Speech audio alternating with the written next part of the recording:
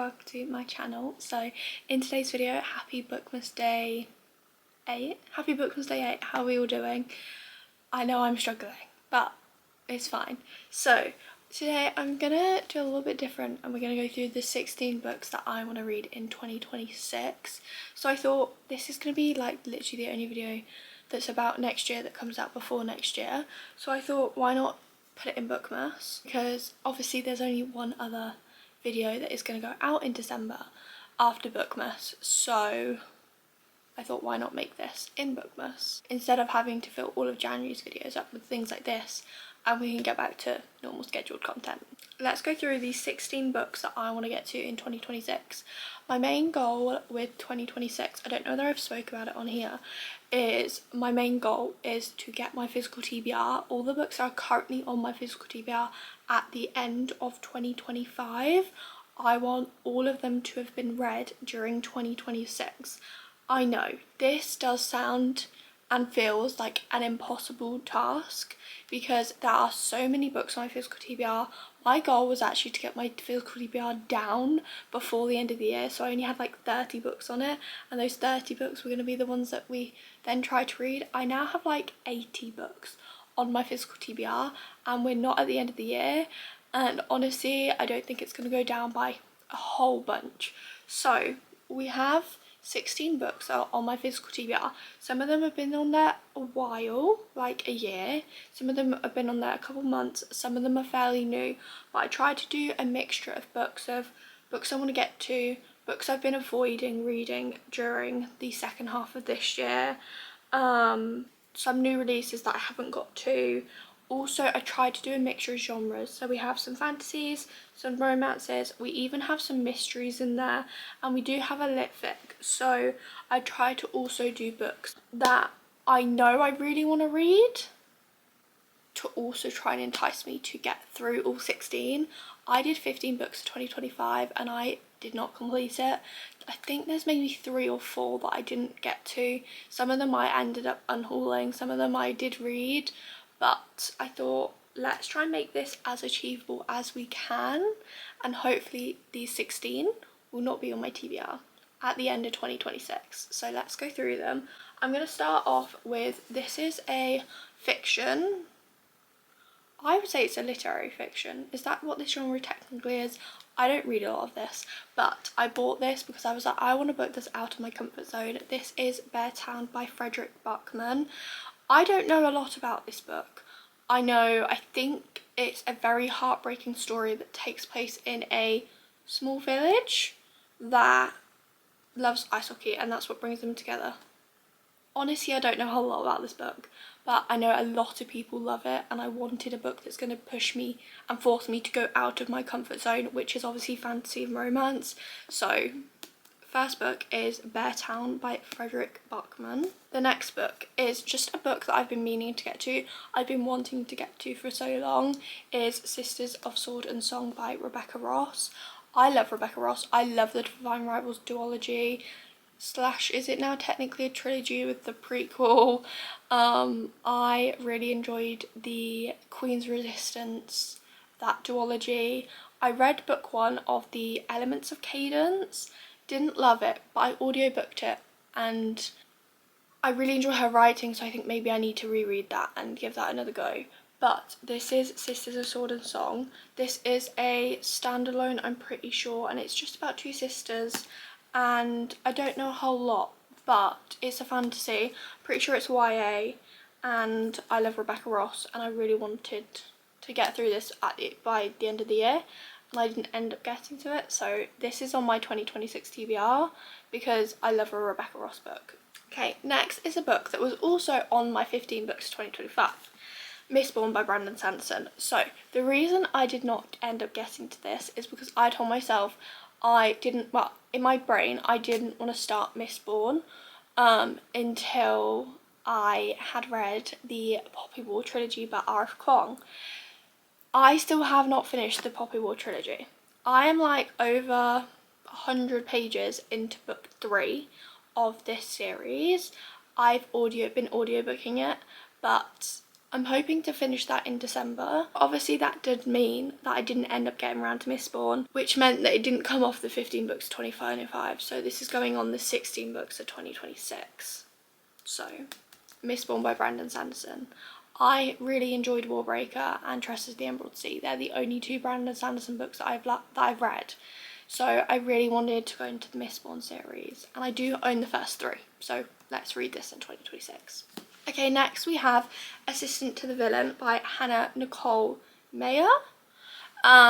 This is, it says, a laugh out loud fantasy romance about the assistant to an evil villain and their unlikely love story. So I want to read this. I actually had said previously, I'm not going to read this book. I then bought this book and I want to read this book. I don't know why I didn't want to read it. I feel like I saw something, a scene from the book or something, and I was like, I don't think that's for me. But I've been trying to go out my comfort zone a little bit more, so I did buy this. And hopefully I'll read it in 2026. Okay, next we have a mystery. We have Eden. I don't even know if you can see the title. There we go. We have Eden by Emma Smith. So this is a mysterious story of friendship and fate. This is about a girl in and out of the care system her whole life, but then she gets a thing to go to a place called Eden House, which is on the Cornish coast, but then when she gets there everything seems perfect and it just doesn't feel right. But like, why would you want to mess up paradise? Basically, I think everyone's like essentially been hypnotized and is like under some sort of spell.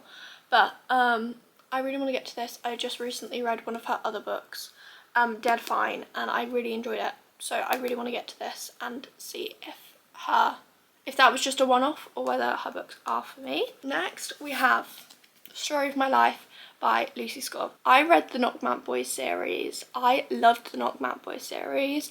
I have not thought about the Knockmount Boys series since I finished it, but when I read them, I loved them.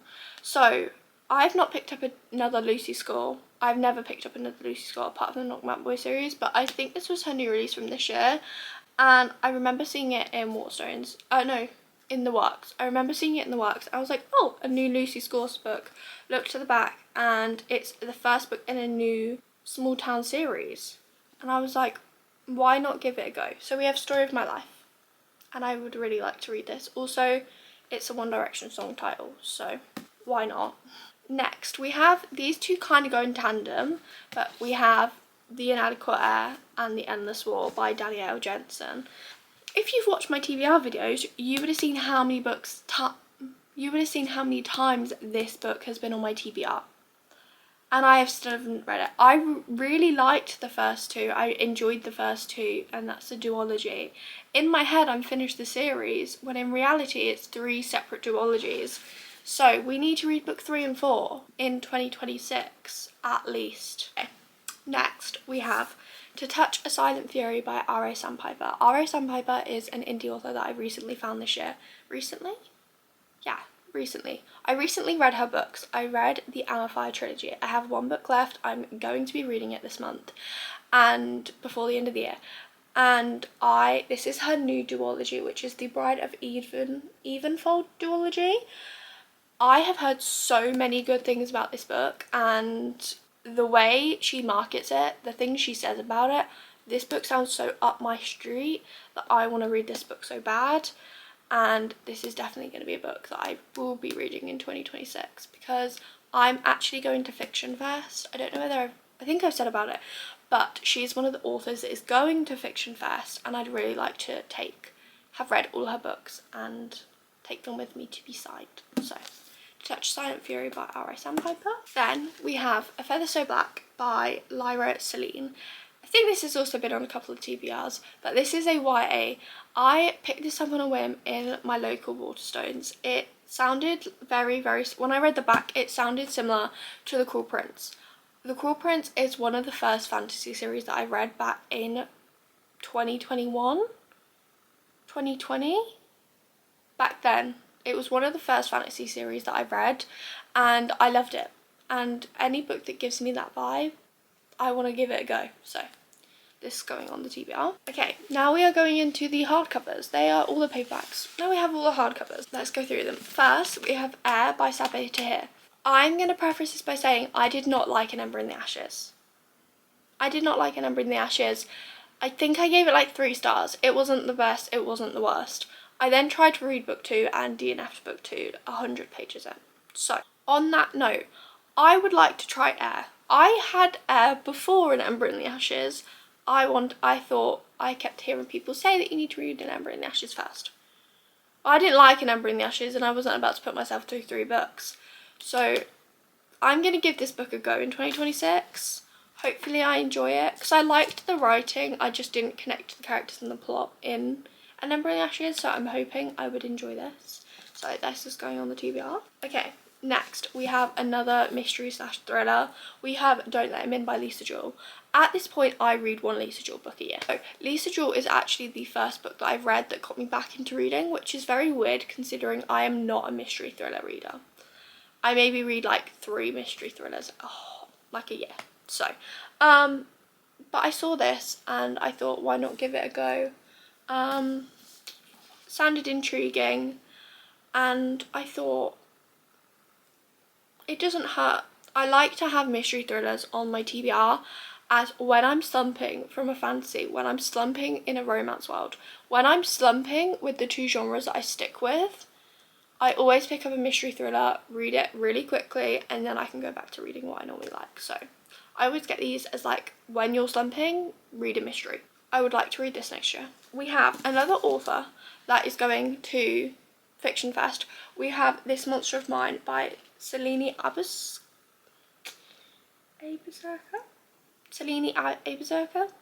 I'm so sorry, I really don't know how to say the name.